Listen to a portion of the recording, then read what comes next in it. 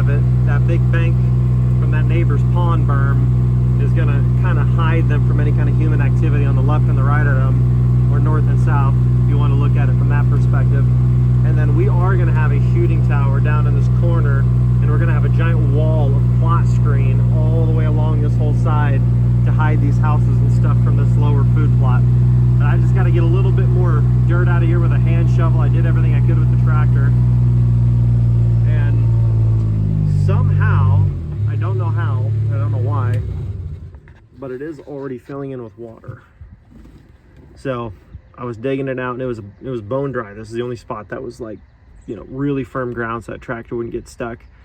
And I'm in here digging it out, and I got down to about 3 foot or so, and then water started, you know, just coming up out of the ground. And I just finished digging this like maybe 5 minutes ago. Now there's, you know, probably only 2 gallons of water in there, but it's filling in decently quick somehow. So I'm gonna get the shovel before it gets too muddy, get some of this loose dirt out and kind of square up some of the edges. And then I've got another 50 gallons of water in the back right here I'm gonna put in there. And we're gonna have a shooting house. We're actually gonna take that one up there on the hill, hidden in the weeds there. We thought it was gonna be more ideal, but it's just, you know, we got new access in, and we're gonna be able to climb up a ladder right behind this berm and have a wall of screen with that blind tucked right in it, with a couple shooting lanes cut through the plot screen. And then this will be at 25 to 30 yards. And then this is all gonna be surrounded with some ultra late soybean and brassica mix out to about 30 yards. And then from about this 30-yard mark out further is going to be some late planted eagle seed soybeans. And then everything up to this side of the field that you see that's already been planted is going to be a corn, high oil corn and soybean mix. And like I said, this whole field's going to be surrounded in that, you know, 8 to 12 foot tall screening, which last year we planted and it did really well. So these are all just small pieces of the puzzle, but let's get this thing cleaned out a little bit better and get this water in it. You see the water holes filling in a little bit. Actually, I'm about to run out of water here. And I'm just using a Fimco chemical sprayer that we haven't used for chemicals yet. Fill it up 50 gallons at a time, bring it out, unload it. So I got that water hole filling with another 50 gallons. It'll only have 100 gallons in it for now, and then I'm gonna wrap it up for the day, but that'll fill up the bottom, probably 20% maybe. But we're gonna show you this access. So this is all gonna get screened off, this whole field edge, boom, this whole probably, I don't know, 8 or 9 acre field, all the way screened off, all along here as well. This is gonna be our access, about a 6 or 7 foot wide path on the edge of this fence. It's all gonna get screened off. There's switchgrass we just planted down through the middle of all this, which none of these trees on this river edge here existed about 6-7 years ago. We used to brush hog this, and we stopped doing it one year. We're like, let's just let it grow up, and all these trees and bushes shot up, and they've been using it ever since. So this is all going to be screened off all the way up to this shrub here. That way we can avoid going all the way through the middle of the property and hooking back across the old creek crossing to hook back around this field.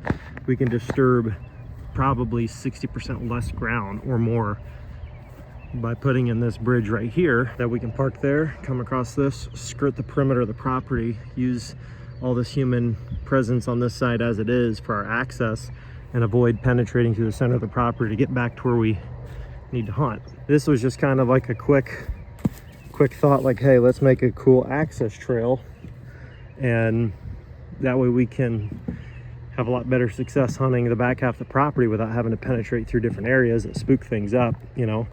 And here we are, and we cleared all this out and built that. And I think for the most part it was a weekend task, but that one weekend task can make a huge difference on the success. See, there are deer tracks coming down this trail, actually, quite a few of them. I don't know if they're walking that bridge or not. I would assume not, but you never know, I guess. And then right up here is where we park. And then this is all going to be standing corn. That's not necessarily going to be for hunting as much as it is just additional food for the late part of the season. If for some reason they somehow consume everything else they got, which is super unlikely, but if they do, they have this up here as like a reserve. But it's mostly for cover and food they can feed on the back side of here, but it's mostly cover, so we can get from the barn to here, sink down that trail. And you know, our headlights and stuff aren't seen so well from there. We're also going to screen a lot of stuff. I mean, the whole front of the pond wrapped around, everything's going to be all screened off to try to reduce any kind of sign of us being here when we come into hunting fall. There's a lot more going on this time of year, but by that time of year, everything should calm down quite a bit. And you might be asking yourself, like, why put a water hole in a spot like that? It's like, there's a creek there, there's a pond here, there's a hidden pond there. Well, this pond, if the deer use it, they surely don't use it in daylight. I've never seen one out here. The big old pond, I'm sure they use that one, but there's nowhere to hunt around it that makes any kind of sense for access, stuff like that. They bed around the edges of it. So we're just gonna wrap it with switchgrass and screening and allow them to keep bedding around it and stuff. Adding 3 water holes, one in front of each of our prime hunting locations within 25 to 30 yards of a shooting house, bow or crossbow range, but it is also gonna be a definite firearm range opportunity as well. It's not necessarily like, oh, if you don't give the deer a water hole, like, you're not going to see the deer. Like, they need that water. They don't need the water. There's creeks and stuff, but I'm telling you what, I put in a water hole behind my house in Ohio, and my dad thought the same thing. He's like, why would you put a water hole? Like, I mean, it's cool, but why would you put a water hole when you've got a creek 90 yards away? I'm like, well, because for whatever reason, the deer prefer that stagnant, still water over that creek. I'm sure they drink out of the creek, but my point is, I would literally hear bucks grunting and chasing a doe back in the woods, and I knew, I'm like, it's only a matter of time. They're gonna circle out and hit this water hole, and there's a creek back there, and it wasn't dry, but for some reason, they would always circle out to the edge of the food plot, take a look around, hit that water hole, then hit the food for a little bit and go right back in. And it would just pull them into range, and that could be the difference between getting a shot and not getting a shot. And so if that's what it does, and it takes that 9-acre field there, and it gives one little destination spot that those deer just feel like they have to stop by before they continue feeding or before they leave the field, you know, 2 hours of work, and it's the difference between that buck staying out 100 yards or locking in on 25 and coming right in.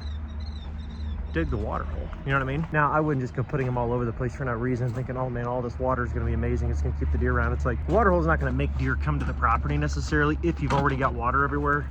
It's just going to help direct their movement a little bit in a situation where they might have gone off down to the creek, you never would have got a shot because the creek is a mile long or whatever through the property. Instead of going out of their way, they can feed around and then just swing 35, 40 yards out of their way, hit that, and then just keep on feeding. They don't have to change all their movement to get a drink.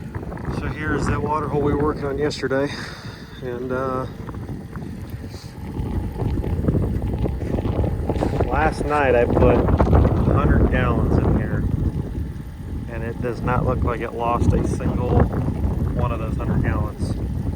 So about another 50 out here, put that in there, and I don't think we'll have any problems with these things holding water. I think they're deep enough. I don't know if the video's showing the depth properly to give it justice, but the water level should go up to about the edge of that dirt around there. It's pretty level all the way out to here.